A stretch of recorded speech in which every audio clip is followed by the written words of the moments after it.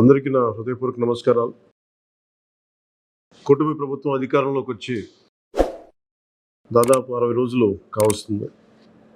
నేను పంచాయతీరాజ్ శాఖ, అటవీ శాఖ బాధ్యతలు స్వీకరించిన తర్వాత పంచాయతీ శాఖకు సంబంధించి చాలా రివ్యూలు చేశాం.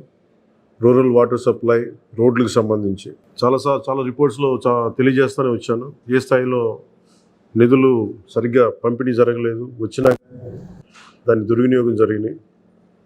ఈ పరిస్థితుల్లో కూటమి ప్రభుత్వం చాలా చిత్తశుద్ధితోటి ఈ పంచాయతీరాజ్ వ్యవస్థని బలోపేతం చేయాలి అని చెప్పి చాలా బలమైన నిర్ణయం తీసుకున్నాం.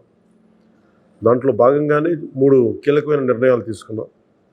ఒకటి, ఆగస్టు 15 ఈ జెండా పండుగకి సంబంధించి.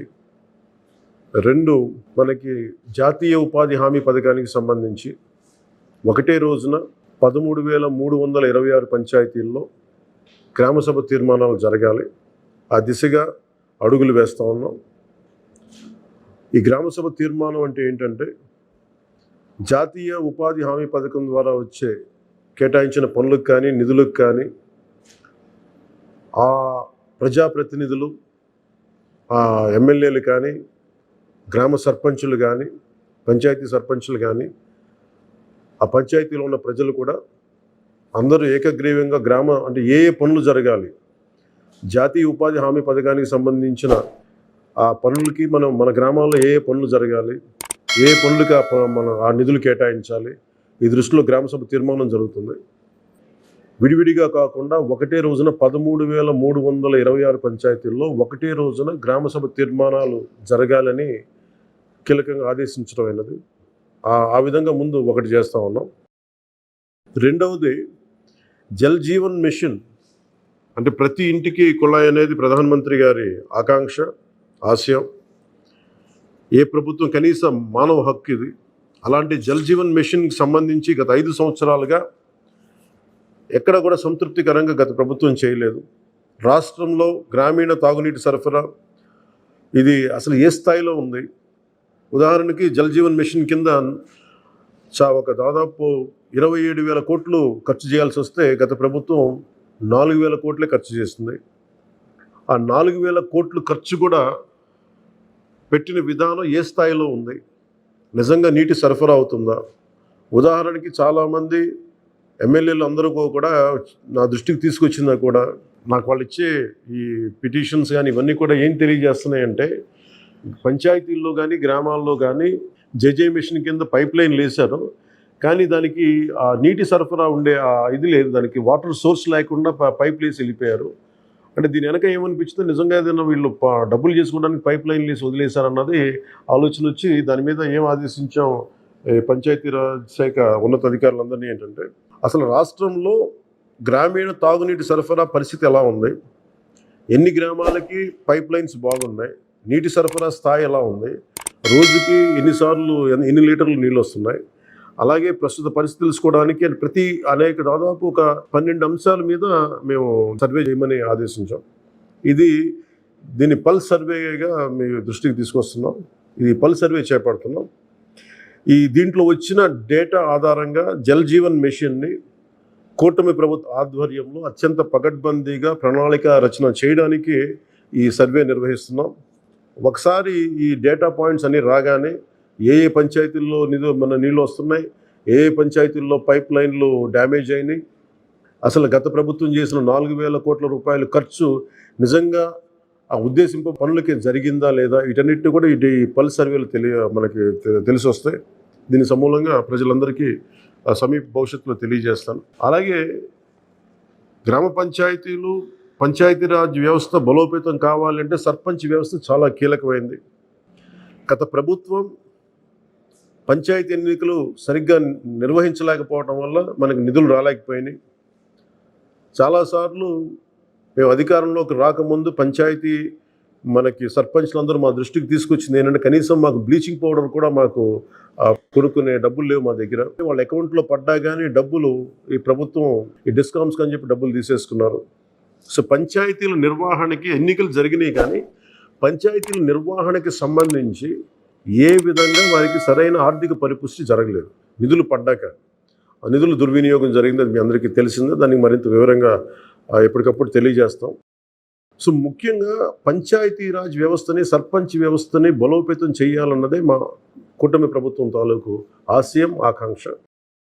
దాంట్లో భాగంగా ఇప్పటిదాకా గత 30 సంవత్సరాలుగా, గత 1990 నుంచి ఇప్పటిదాకా ఎప్పుడు మన 15 ఆగస్టు పండగ జరపడానికి ఇప్పటిదాకా నిధులు ఇప్పుడు సమకూర్చలేదు.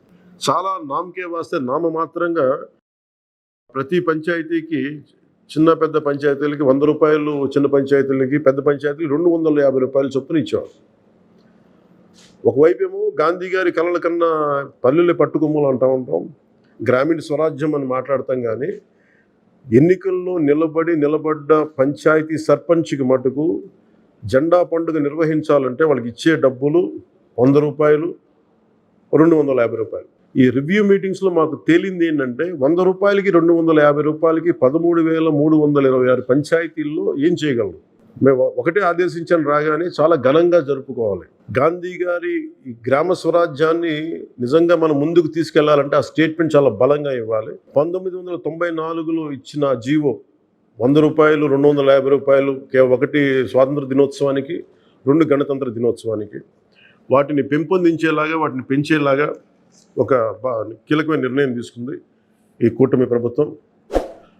ప్రతి ఒక్క పంచాయతీలో సర్పంచులు తలెత్తుకొని సగౌరవంగా జెండా వందనం చేసేలాగా రాష్ట్రంలోని ఎన్డీఏ ప్రభుత్వం నిర్ణయం తీసుకుంది. ఆగస్టు 15న స్వాతంత్ర దినోత్సవ వేడుకల నిర్వహణకు నిధులు కొరత లేకుండా చేశాం. చిన్న పంచాయతీలకి 10,000 రూపాయలు, మేజర్ పంచాయతీలకి 25,000 రూపాయల చొప్పున నిధులు సమకూరుస్తున్నాం. దానికోసమని జీవోను కూడా రిలీజ్ చేశాం. దీనిని పంచాయతీ సర్పంచులు దీన్ని పూర్తిగా సద్వినియోగం చేసుకోమని నేను విన్నవించుకుంటా ఉన్నాను.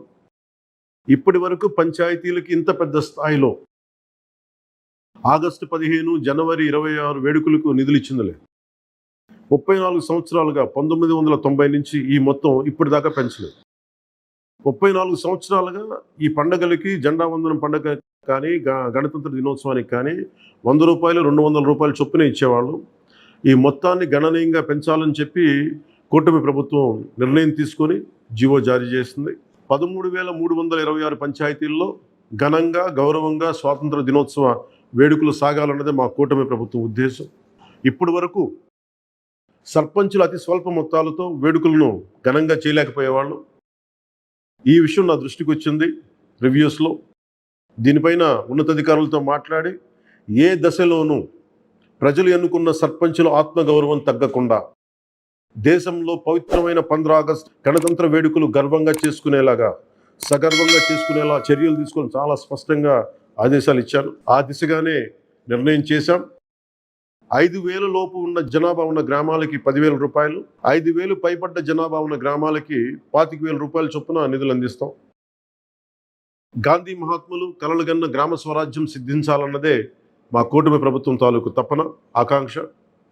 అందులో భాగంగానే పంచాయతీలకి తీర్చిదిద్దే ప్రక్రియకు శ్రీకారం చుట్టాం. ఈ ఆగస్టు 15 నుంచి పారిశుద్ధ నిర్వహణ, రక్షిత తాగునీటి సరఫరా, మౌలిక వసతులతో కల్పనతో గ్రామాలు సర్వతోముఖాభివృద్ధి దిశగా అడుగులు వేస్తున్నాం. గౌరవ సర్పంచులందరికీ నా విజ్ఞాపన, ప్రభుత్వం నుంచి విన్నపం, ఆగస్టు 15 నాటి వేడుకల్లో అందరి భాగస్వామ్యం ఉండాలి.